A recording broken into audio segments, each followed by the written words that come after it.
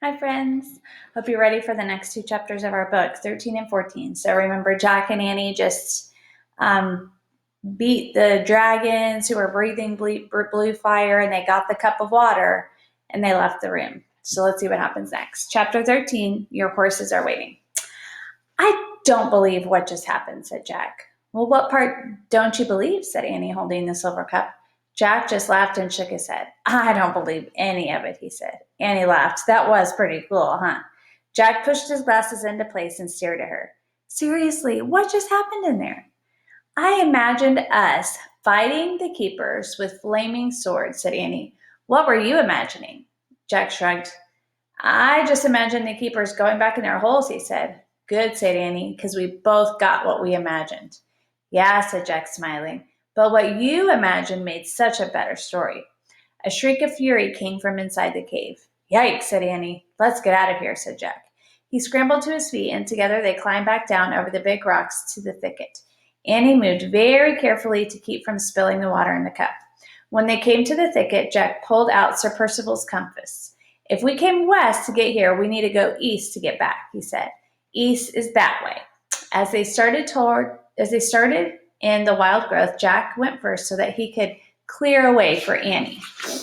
Without talking, they pushed steadily through the trees and bushes, moving farther and farther from the keeper's cave.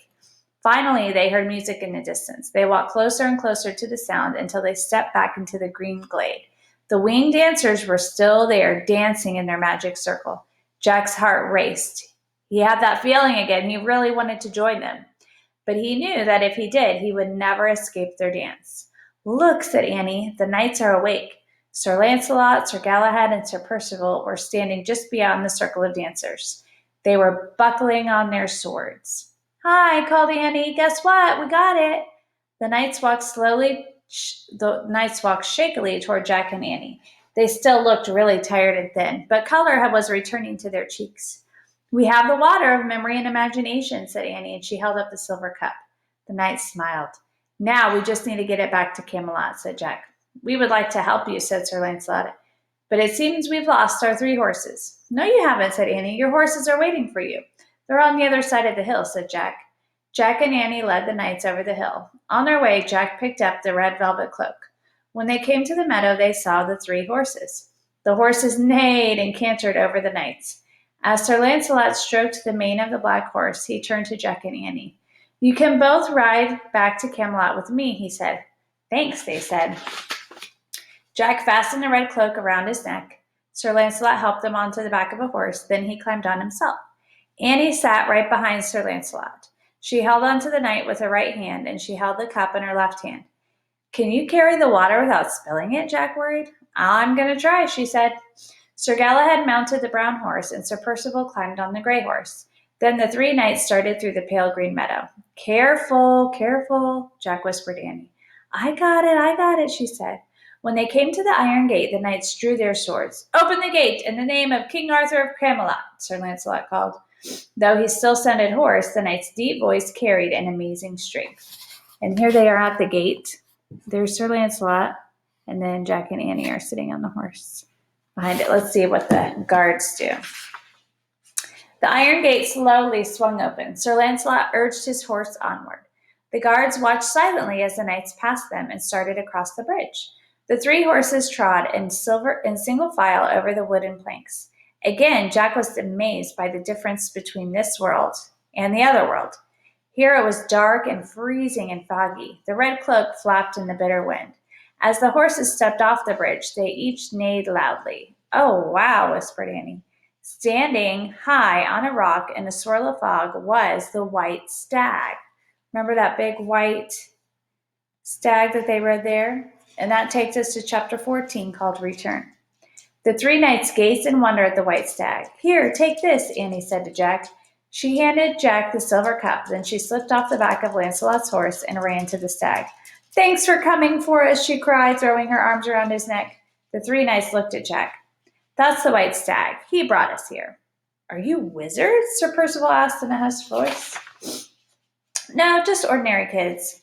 But I know that he's magic. We got here from Camelot in no time at all. I'm guessing he's come to take us back. Then you must go with him, said Sir Launcelot. You will have a much faster journey, I can assure you. Sir Launcelot held the silver cup as Jack slipped down from the black horse. Then Jack took the cup and carefully climbed onto the back of the white stag behind Annie.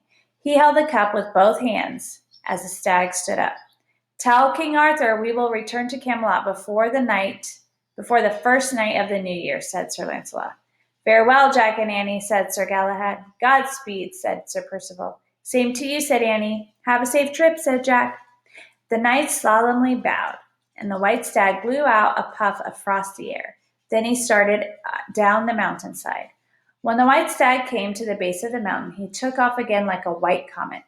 The red coke billowed around Jack and Annie, keeping them warm and safe.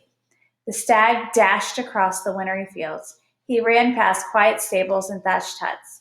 He ran past flocks of sheep and herds of goats asleep in the meadows. He leaped over frozen streams and stone walls and hedgerows. The stag ran on and on through starry night until he brought Jack and Annie back to the dark castle grounds of Camelot. He walked over the frozen grass of the outer courtyard. He came to a halt near the grove below the tree house. He knelt down in the grass, and Jack and Annie climbed off his back. Miraculously, the silver cup still brimmed with water from the cauldron. Not one drop had spilled out. That's amazing. I was wondering what was going to happen. We better leave the cloak here, said Jack, so I don't trip on it. Jack carefully set the cup on the ground, and Annie helped him unbutton the red velvet cloak from around his neck. Then she draped it over the stag's back. Here, keep this to keep you warm and safe. Thanks for everything. Yeah, said Jack. Goodbye. Then the white stag just stared at him with his mysterious amber eyes. He nodded once, then he turned and headed out into the darkness. Jack picked up the cup. Come on, he said. He started walking quickly through the outer courtyard. Careful, careful, said Annie. I got it, said Jack. They crossed the drawbridge into the inner courtyard of the castle. They pushed it open into the giant arched doors. The great hall was just as they had left it, dimly lit and freezing cold. King Arthur, Queen Guinevere, and all the knights of the Round Table and Morgan le Fay were still frozen and silent. What do we do now, said Jack. Let's try putting a drop of the water on each of their mouths. Let's do Morgan first. Okay, said Jack. Holding his breath and keeping his eyes on the cup, Jack walked carefully, and here they are. There's frozen Morgan, frozen King Arthur, and here come Jack and Annie, seeing if the drop of water works. Jack walked carefully toward the round table. Suddenly his left foot stepped onto the shoelace of his right sneaker, and he stumbled. Jack, yelled Annie. Jack tried to regain his balance. Oh my gosh.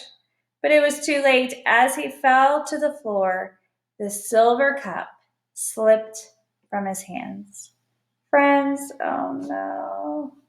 Dun, dun, dun. Unfortunately, that takes us to chapter 15, called Christmas Magic. Oh my goodness, my heart hurts for them. They went all the way there. They worked so hard. They got the water. They made it all back, and poor Jack tripped and dropped the cup.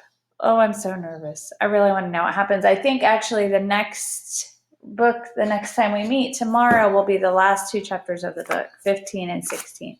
So we'll finally find out what happens and how it ends. Oh, I'm so nervous for them. All right, we'll tune in tomorrow. We'll find out what happens. Love you guys. Bye.